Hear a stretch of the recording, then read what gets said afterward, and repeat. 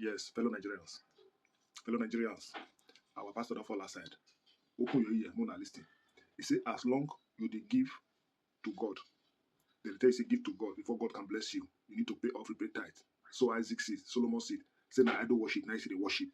Because the way the religion they go now, especially Christianity, now only who they serve juju, now in this they tell us say bring chicken come, bring cow come, bring some come, they worship and bring kokoro come. But instead of our pastor to call those things now money, now the day after. May not be like something I say na me talk. Mona put you down, Mona to hear, Mona listen.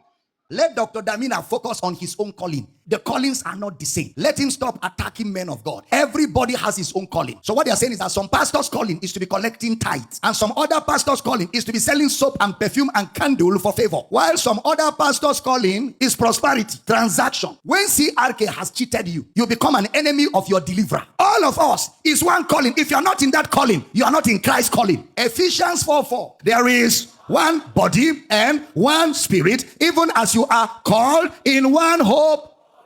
How many calling do we have? One calling. So why should I face my calling? When somebody that is supposed to be doing my calling with me and is not doing the calling, he's saying something else. It is one calling, one message, one body, one revelation. And all of us are supposed to preach the same thing. Anybody not preaching what we are preaching from the scriptures, which is Christ, our job is to expose it. Part of the calling is to expose those that are abusing the calling. Their age in ministry, they are not the ancient of days. After all, they are not as old as Melchizedek. If there were different callings, you think I like trouble? I will leave people to be doing their thing now. Is it not your money they are collecting? And promise, as long as you remain in a church where you have to mobilize God with offerings, you are still in idol worship.